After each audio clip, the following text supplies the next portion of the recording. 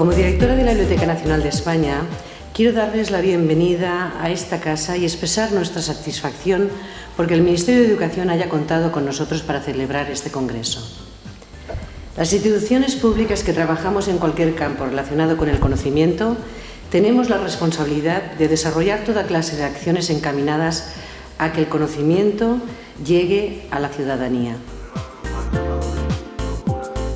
Este segundo Congreso Nacional Leer.es es fundamentalmente un espacio para reflexionar sobre los nuevos modos de lectura. Si las nuevas tecnologías son los lenguajes de las nuevas generaciones, hagamos lo posible por entenderlas, por potenciarlas, sin miedo, con convicción, como hacemos con los libros, sin considerar de antemano que son un peligro, que son malos. Pensemos en esos contenidos como una enorme posibilidad, como una oferta pedagógica fabulosa. ¿Qué son los sitios web del Instituto Cervantes o de la Biblioteca Nacional?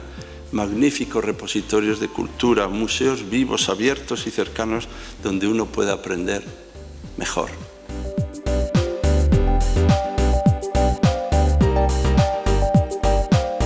Nos hablará José Manuel Pérez Tornero en su conferencia Nuevas alfabetizaciones, nuevas lecturas. Gracias, José Manuel. Durante miles de años, o por lo menos cientos de años después de la imprenta, ha sostenido nuestros cuentos y nuestras cuentas, nuestras imágenes, nuestros imaginarios, la historia con mayúscula y las historias pequeñas, o sea, las conversaciones. ¿Qué pasa si esto entra en decadencia? Si de pronto se pierde la lectura. Pero hoy día los que escriben imágenes virtuales, los que trabajan con edición de imágenes, saben que hay una sintaxis y una paradigmática lingüística. Saben que hay muchas categorías, quizá no de la gramática saussuriana, pero sí de la gramática generativa, que son perfectamente aplicables al discurso audiovisual. Por tanto, hay una escritura consciente de lo no textual. Y esto me parece importantísimo para descubrir la inteligencia o la metainteligencia que puede darse también en otras escrituras. Por tanto, vivimos en una cultura riquísima para aprender no solamente a leer, sino a escribir. Porque quien no sabe escribir no sabe leer, no al revés. Cuatro formas de trasladar toda esta tradición y este enfoque sobre la alfabetización digital a la hora de diseñar actividades de aula, ¿no? ¿Cómo podemos trabajarlo? Y en el cómo podemos, yo juego con unas preposiciones, por darle un poco de más literatura a la cosa, más alma, que es pensarlo como el con, el sobre, el en y el para, ¿no? Y fijaos que aquí, en esta frase, donde pone aprender con la red, yo podría poner enseñar con las TIC. Me quedaría tan ancha, pero no quiero, porque ya solo el cómo nombramos las cosas ya nos sitúa a un lado o a otro.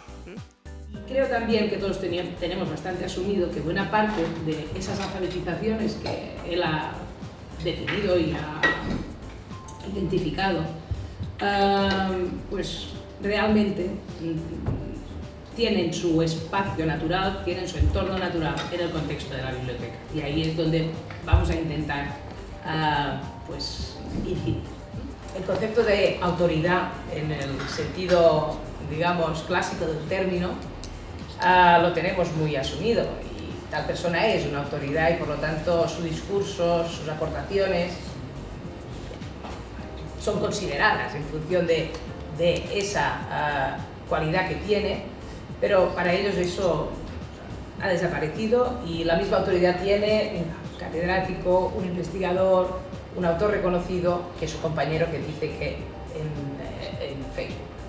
Y eso, claro, en el contexto de la escuela se nota mucho más, ¿eh? ¿Por qué hicimos todo el trabajo? Para entender cuál es la función de la película de Shrek. Una película subversiva. Todo está al revés. ¿Cómo podemos entenderlo? Pues analizando poco a poco cuál es la intención que han puesto los autores en cada elemento que está perfectamente elegido. No hay nada al azar. Y claro, esto engancha. Crear este diálogo en clase para ver qué me están provocando para que yo entienda, y además con Shrek, pues esto realmente incide en esta comprensión crítica.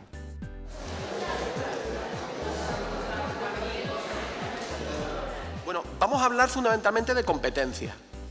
Y lo que intentaré a lo largo de esta sesión es justificar que en mi cabeza, que no tiene mucho espacio vacío, que está muy llena de tonterías, pues la competencia digital y la competencia comunicativa tienen un mismo sentido, tienen un mismo objeto, tienen un mismo fin. El propósito de ambas es colaborar a la construcción de la identidad discursiva del individuo. Y no soy capaz de encontrar las diferencias entre una y otra, se me mezclan realmente en mi pensamiento.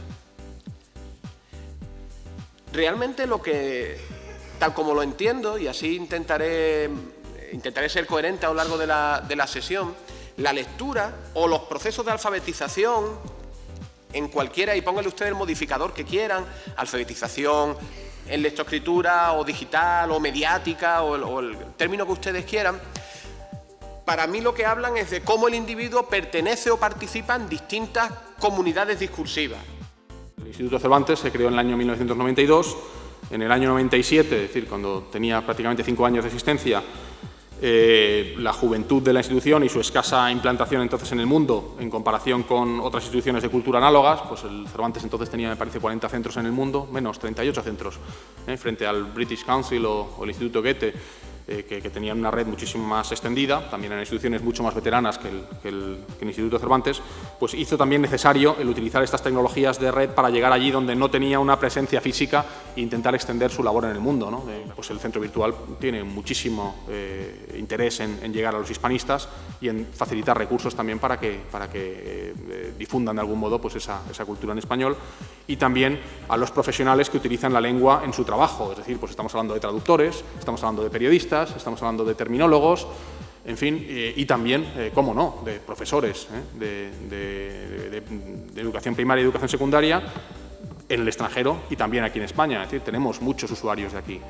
y también para ellos está pensado el centro virtual. Aunque la institución esté volcada un poco hacia el exterior, los materiales que producimos están también para que puedan ser utilizados en múltiples contextos. Los versos son: como a nuestro parecer cualquiera tiempo pasado fue mejor. Quiero subrayar esto. Habla de revelación de la poesía, revelación. Se hace evidente. Revelación de la poesía, de la literatura. Dice: expresión sorprendente porque incorpora algo que uno ha sentido muchas veces sin saber que era posible expresarlo así. Es decir, hay un sentimiento, algo que se tiene y una palabra y unas palabras que aparecen como necesarias para hablar de ello, para hablar de mí. Eso que alguien escribió para otras cosas en otro tiempo, con otros fines, dentro de determinada retórica, etc., resulta que se convierte en algo mío, algo que me pertenece. Dice cosas, me ayuda a hablar de mí en relación con el mundo. Algo, la experiencia literaria, algo tiene que ver con esto. Tiene que ver con más cosas. Esto es un modo de acercarse al concepto. La experiencia literaria implica, como vemos, una respuesta afectiva del lector. Puede ser cuando se emociona con la intriga, cuando se identifica con los personajes, cuando reconoce en el texto su propia experiencia vital como experiencia humana, cuando descubre mundos alejados de su experiencia inmediata, cuando se sorprende ante el modo diferente de usar el lenguaje y disfruta con ello. Los niños disfrutan, descubren que la literatura, la poesía es juego verbal, son juegos verbales y disfrutan con ello. Todos habéis dado clase a alumnos en infantil, en primaria. Secundaria ya es más difícil que disfruten con estas cosas. Pero los ritmos del lenguaje, los juegos de palabras, las aliteraciones, las repeticiones, es algo de lo que los alumnos disfrutan. Vamos a proceder a la lectura de las conclusiones de este congreso. Las vamos a colgar inmediatamente a lo largo de la semana, porque queremos que nos hagáis llegar vuestras aportaciones, si hay algo que os parece que no está suficientemente recogido o queréis añadir alguna cosa, ya sabéis que nos encantará recoger todas vuestras aportaciones. Los objetivos del alfabetismo se han ampliado para incluir las competencias relacionadas con la recepción y la producción de un discurso polimodal, que incluye el lenguaje verbal, los lenguajes audiovisuales y el uso de dispositivos digitales, tanto para la composición como para la recepción de mensajes. Este conjunto de competencias constituyen el alfabetismo mediático.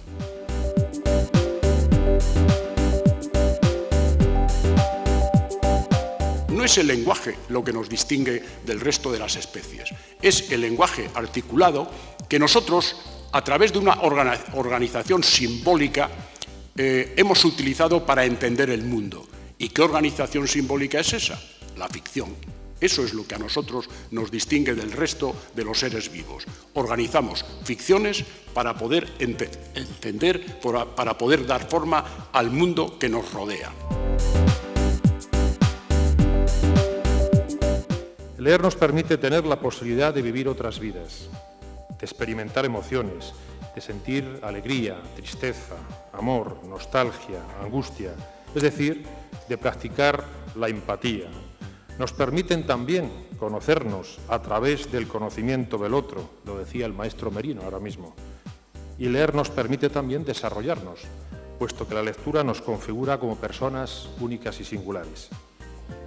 Como pensaba Nabokov, leer representa un placer estético, pero también leemos para aprender. De ahí el lema elegido para este congreso, leer para aprender nuevas alfabetizaciones. Un congreso que hemos celebrado incorporando las nuevas tecnologías, haciendo posible que nuestros debates hayan podido seguirse a través del centro virtual leer.es.